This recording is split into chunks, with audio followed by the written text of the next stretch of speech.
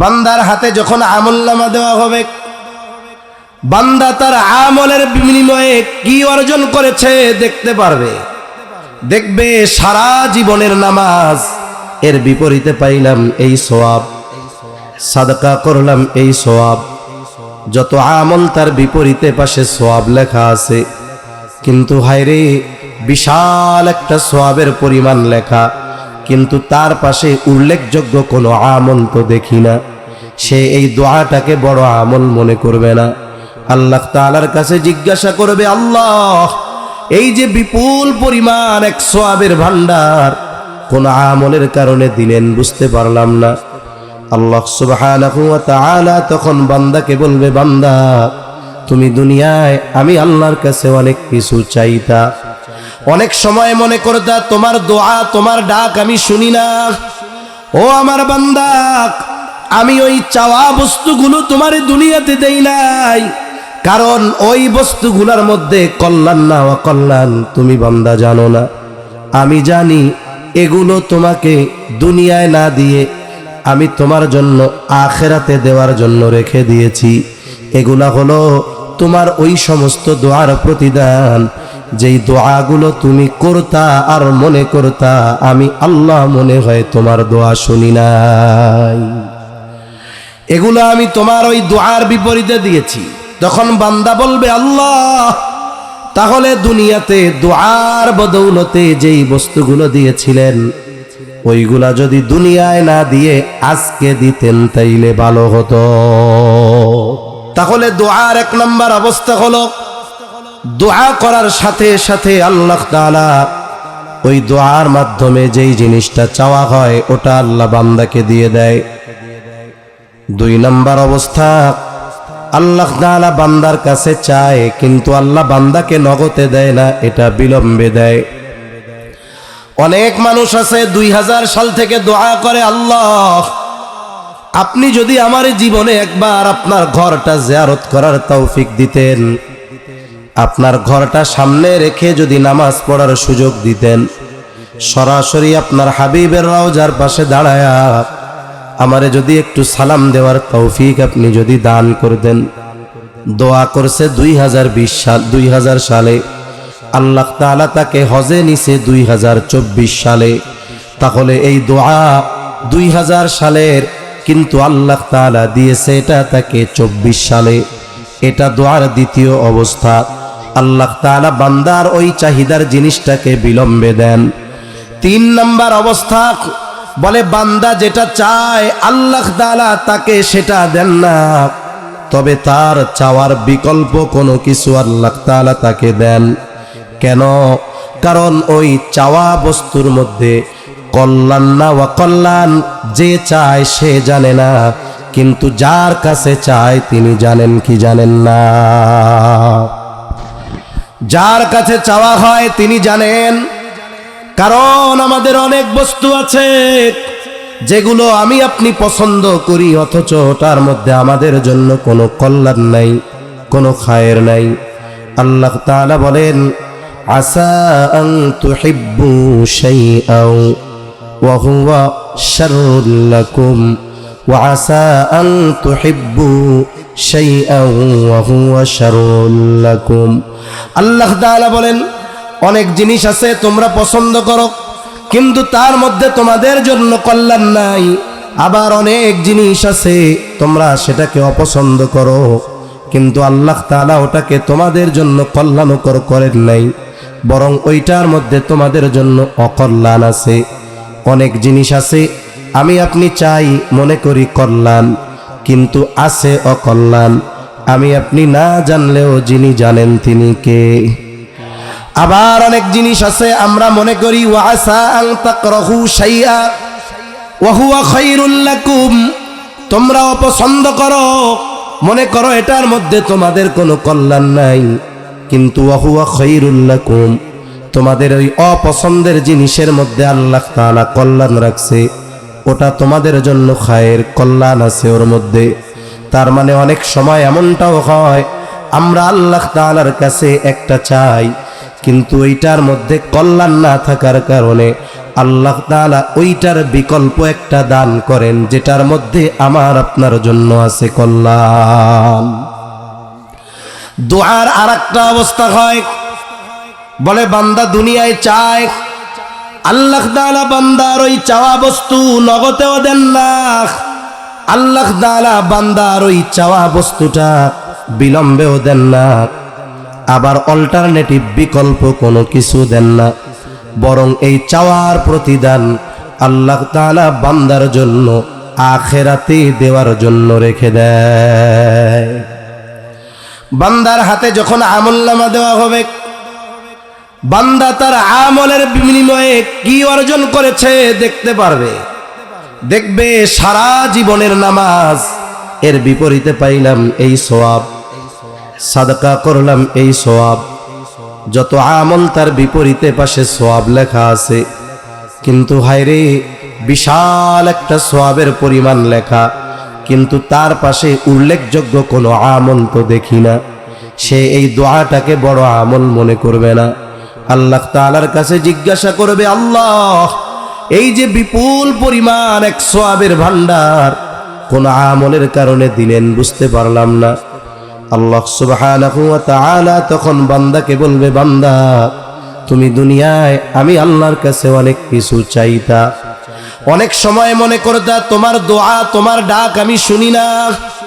ও আমার বান্দা, আমি ওই চাওয়া বস্তুগুলো তোমার দুনিয়াতে দেই নাই, কারণ ওই বস্তুগুলোর মধ্যে কল্যাণ না অকল্যাণ তুমি বান্দা জানো না। আমি জানি এগুলো তোমাকে দুনিয়ায় না দিয়ে আমি তোমার জন্য আখিরাতে দেওয়ার জন্য রেখে দিয়েছি। এগুলা হলো তোমার ওই সমস্ত দোয়ার প্রতিদান, যেই দোয়াগুলো তুমি করতা আর মনে করতা আমি আল্লাহ মনে হয় তোমার দোয়া শুনি নাই, এগুলো আমি তোমার ওই দোয়ার বিপরীতে দিয়েছি। তখন বান্দা বলবে, আল্লাহ তাহলে দুনিয়াতে দোয়ার বদৌলতে যেই বস্তুগুলো দিয়েছিলেন ওইগুলা যদি দুনিয়ায় না দিয়ে আজকে দিতেন তাইলে ভালো হতো।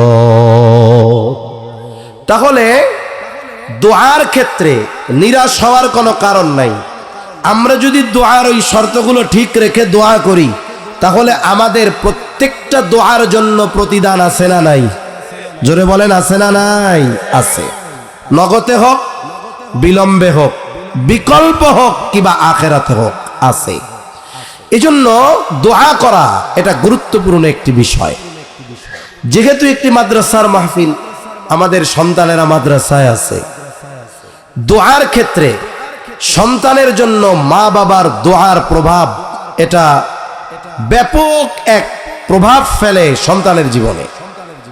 অনেক মা বাবা সন্তানের জন্য দোয়া করতে কার্পণ্য করে, অথচ সন্তানের জন্য যারা দোয়া করে আল্লাহ তাআলা তাদের ব্যাপারে বলেন এটা হলো রহমানের বান্দাদের অন্যতম একটা গুণ। সাথে সাথে স্ত্রী সন্তানদের জন্য দোয়া করা শিখিয়েছেন কে? জোরে বলেন না কে?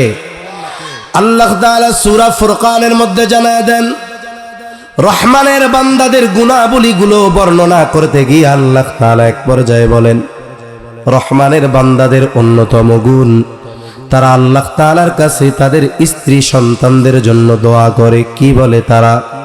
রব্বানা হাব লানা মিন আজওয়াজিনা ওয়া যুররিয়াতিনা কুররাতা আ'য়ুন ওয়াজআলনা লিল মুত্তাকিনা ইমামা। তারা আল্লাহ তাআলার কাছে দোয়া করে বলে, রব্বানা হাব লানা মিন আজওয়াজিনা ওয়া যুররিয়াতিনা কুররাতা আ'য়ুন, ও আমার রব আপনি আমার এমন স্ত্রী সন্তান দান করেন যেগুলো আমার চক্ষু শীতলের কারণ যেন হয়। শুধু তাই না, ওয়াজআলনা লিল মুত্তাকিনা ইমামা, আয় আল্লাহ আপনি আমাদেরকে মুত্তাকিনদের ইমাম বানায়া দেন। সন্তানদের জন্য দোয়া করা। আমরা যদি চিন্তা করি যে সন্তানদের মাদ্রাসায় দিয়ে দিছি, ওস্তাদরা পড়াবে, এতেই শেষ, না না, ওস্তাদরা পড়াবে, আদব শেখাবে, ওই দিক দিয়ে আল্লাহর সাথে হট কানেকশন করতে হবে অভিভাবকদের। এজন্য ইসলামে সন্তান তরবিয়াতের যেই শিক্ষা আছে, ইসলামে সন্তান বা আমাদের আধুনিক পরিভাষায় যেটারে বলে প্যারেন্টিং, সন্তান প্রতিপালন, অনলাইন যারা ব্যবহার করেন তারা জানবেন অনেক টাকা লাগে সন্তান প্রতিপালনের কোর্স করতে।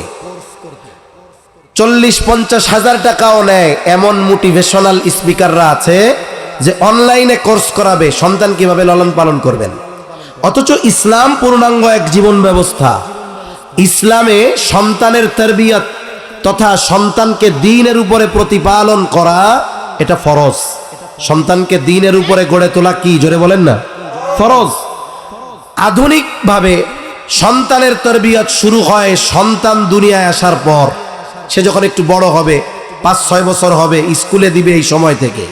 কিন্তু ইসলামে সন্তানের তারবিয়াত এটা চলমান এক প্রক্রিয়া। এটা শুরু হয় সন্তান দুনিয়ায় আসার অনেক আগে। এজন্য এই যে দোয়াটার কথা আল্লাহ শিখায়া দিয়েছেন, এটা যে শুধু বিয়ে করার পরে পোলাপান হইলে করবে তা না, বরং যেই যুবক এখনো বিবাহ করে নাই সেও আল্লাহ তাআলার কাছে চক্ষু শীতলকরণ, চক্ষু শীতল হয় এমন স্ত্রীর জন্য দোয়া করবে, চক্ষু শীতল হয় এমন সন্তানের জন্য দোয়া করবে। এটা আল্লাহ শিখিয়ে দিয়েছেন এবং এটা ইসলামে সন্তান তারবিয়াতের অন্যতম একটা আমল। আর এটার প্র্যাকটিক্যাল শুরু হবে কখন? দোয়া তো হবে অনেক আগে থেকে।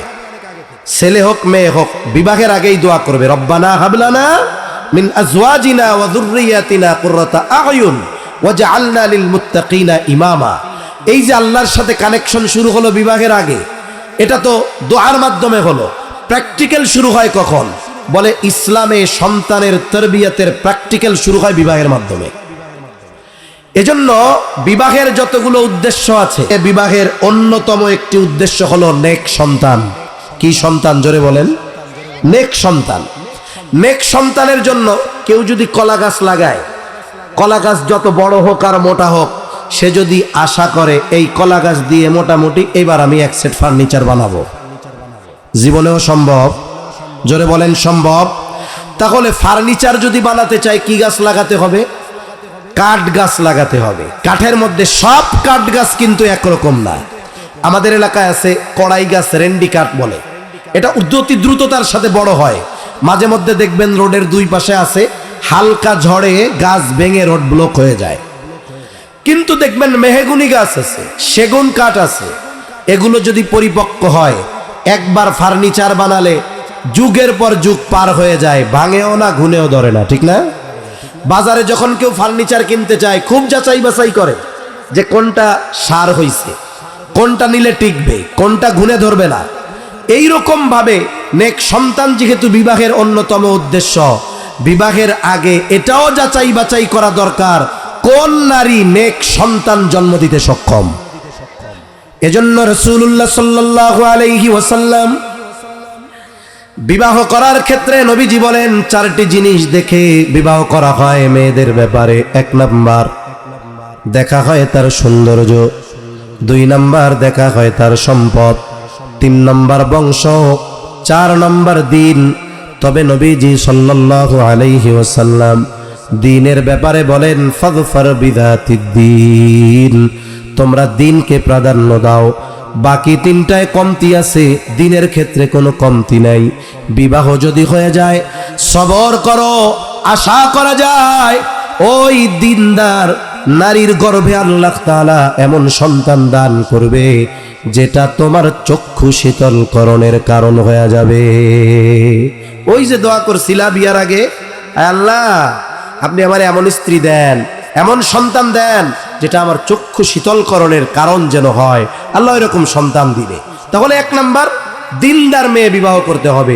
2 নাম্বার যেই বিষয়টা, সন্তান দুনিয়ায় আসার আগে সন্তানের জন্য সবচাইতে গুরুত্বপূর্ণ যেই বিষয়, এটা হলো নেক সন্তান চেয়ে আল্লাহর কাছে দোয়া করা। নেক সন্তান চেয়ে আল্লাহর কাছে দোয়া করা, এটা পয়গম্বর আলাইহিমুস সালামের আমল। মুসলিম মিল্লাতের পিতা ইব্রাহিম আলাইহিস সালাম যখন নমরুদের অগ্নিকুণ্ড থেকে আল্লাহ হেফাজত করলেন, তিনি সফর শুরু করলেন হিজরত সিরিয়ার উদ্দেশ্যে।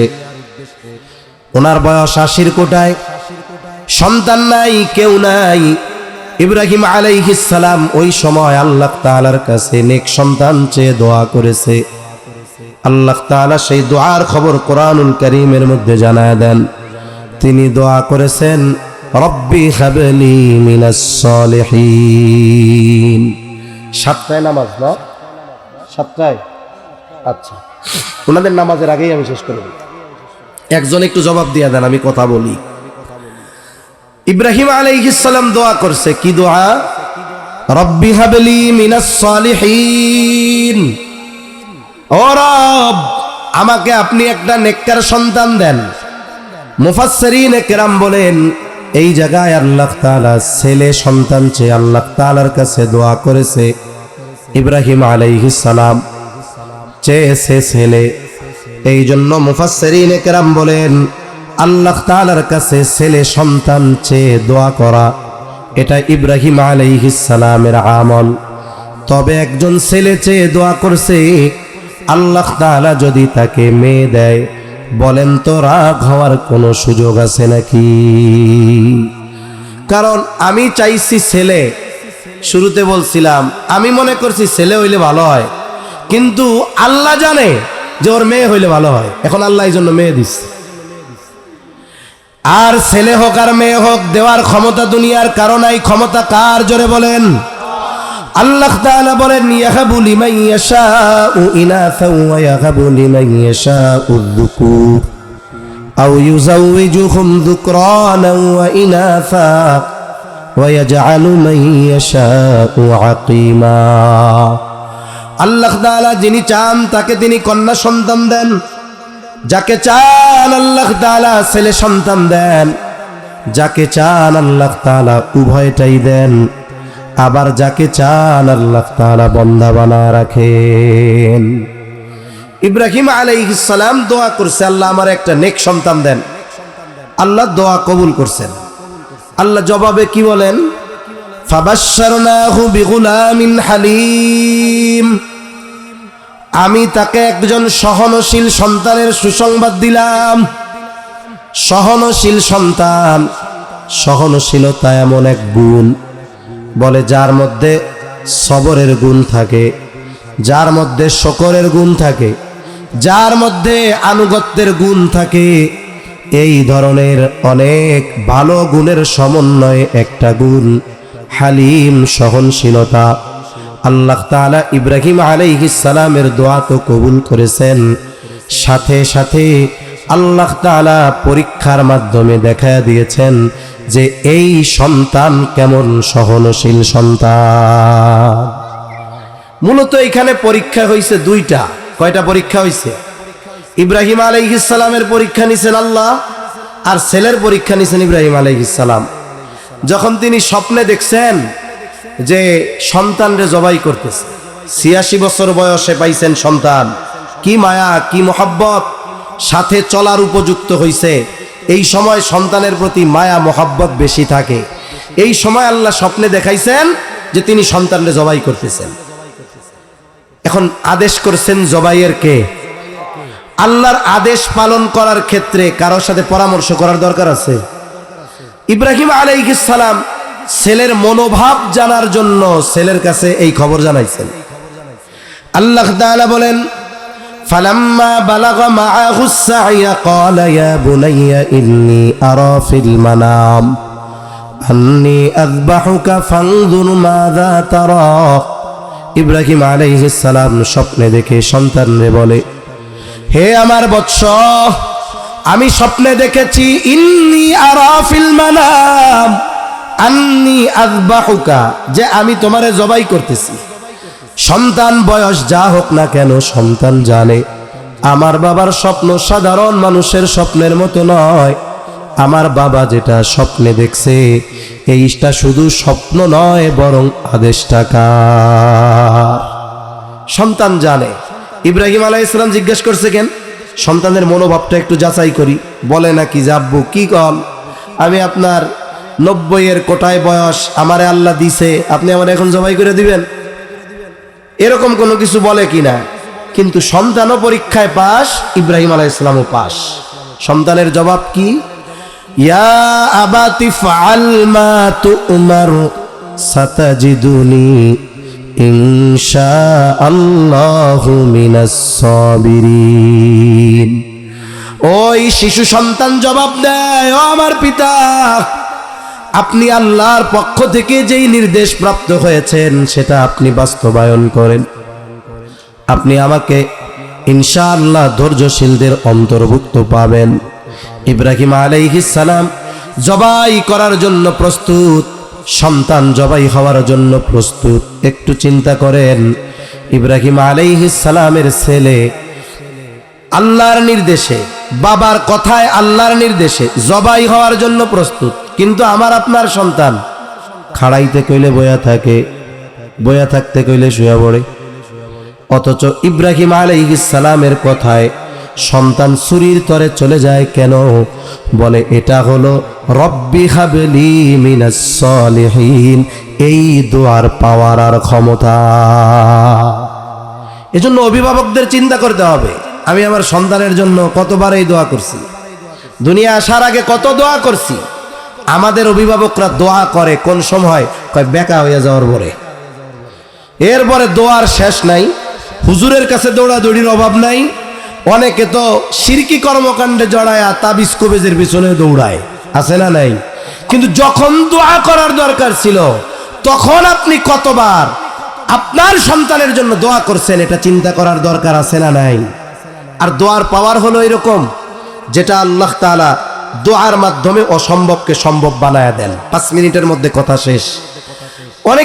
অনেকে বিবাহ করছে, সন্তান হয় না। এই সন্তান যাদের না হয় এরা একটা সময় 2 ভাগে ভাগ হয়ে যায়।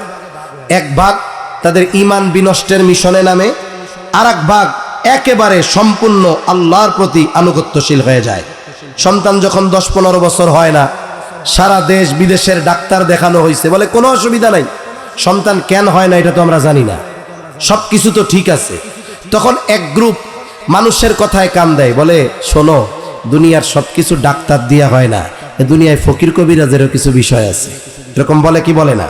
এবার পাঠাই দিবে এক জায়গায়, ওই জায়গায় যাওয়ার পরে বলে 16 ঘাটের পানি, 18 গাছের বড়ই পাতা, 16 গাছের গোলাপ ফুলের পাপড়ি, এগুলা নিয়ে আসো, এরপরে মানত করো একটা দরবারে, এরপরে এইগুলা দিয়ে গোসল টোসল করলে পোলাপান হয়ে যাবে। ও যদি বিশ্বাস করে ওই ফকির, ওই কবিরাজ এগুলোর মাধ্যমে সন্তান দিতে সক্ষম, বলেন তো ঈমানের 12টা বেজে যাবে না? এক গ্রুপ এরকম শিরকের সাথে জড়ায় ঈমান নষ্ট করে। আর এক গ্রুপ কি চিন্তা করে? বলে দুনিয়ার ডাক্তারদের সব কিছু যেখানে শেষ, আহকামুল হাকিমিনের সেখান থেকে শুরু। আমার জানা আছে এরকম কয়েকজন, সন্তান হয় না দীর্ঘদিন। বাংলাদেশ, ভারত, সিঙ্গাপুর ডাক্তার দেখাইছে, সন্তান হয় না। এরপরে 2 জনে চিন্তা করছে, আল্লাহ সম্পদ যা দিছে, কেউ তো নাই, আল্লাহর কাছে চাই, কারণ একজনের অনেক সম্পদ, সন্তান নাই, এ সম্পদ তাকে শান্তি দিতে পারবে না। এবার তারা 2 জনে হজের নিয়ত করছে, হজে চলে গেছে।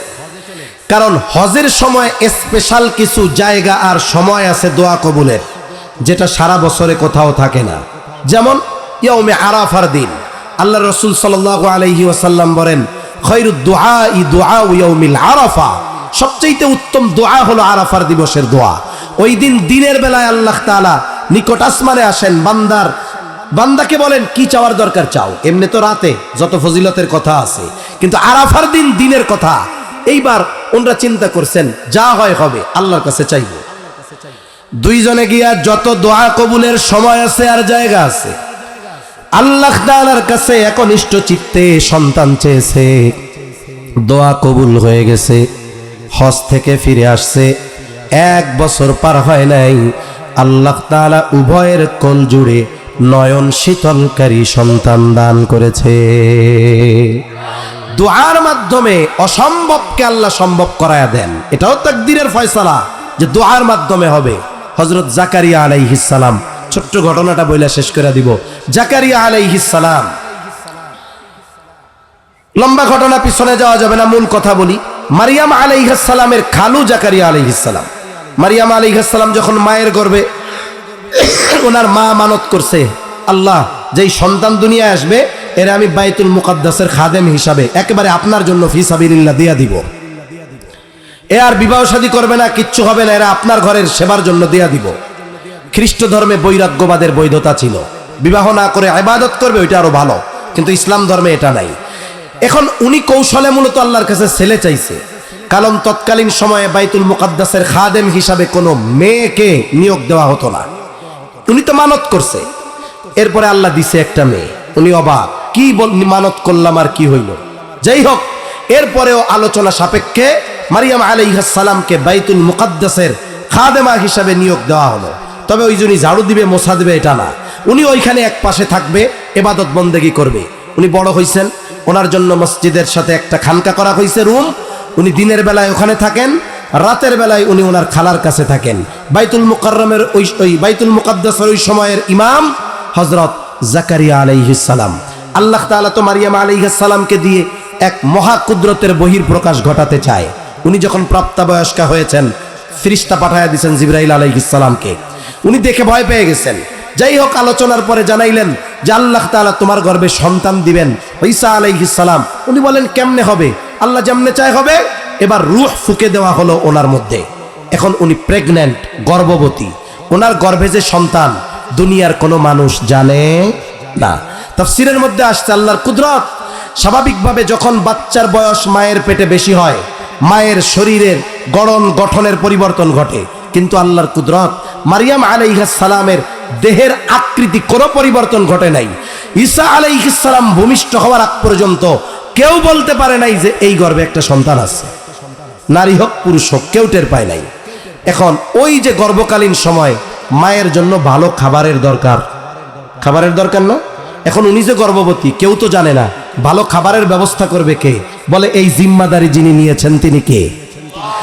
জাকারিয়া আলাইহিস সালাম মাঝে মধ্যে রুমের মধ্যে ঢোকে খোঁজ খবর নিতে, দুইটাই দেখে, কিরে এখন মাস হলো পৌষ মাস, কিন্তু তরুতাজা পাকা ফল, আম, যেই ফলের সিজন না সেই ফল কেমন যেন গাছ থেকে পাকা এইমাত্র তার সামনে। কুল্লামা দাখালা আলাইহা জাকারিয়াল মিহরাব ওয়াজাদা ইনদাহা রিজকা। যখনই জাকারিয়া আলাইহিস সালাম মারিয়াম আলাইহিস সালামের রুমের মধ্যে ঢুকে দেখে হরেক রকমের ফলমূল। জিজ্ঞাসা করে, ক্বালা ইয়া মারইয়ামু আন্না লাকি হাযা, হে মারিয়াম তোমার জন্য এগুলো কোথা থেকে আসলো?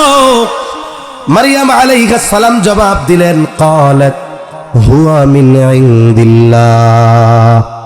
কার থেকে আসছে জোরে গন, আরো জোরে বলেন কার থেকে?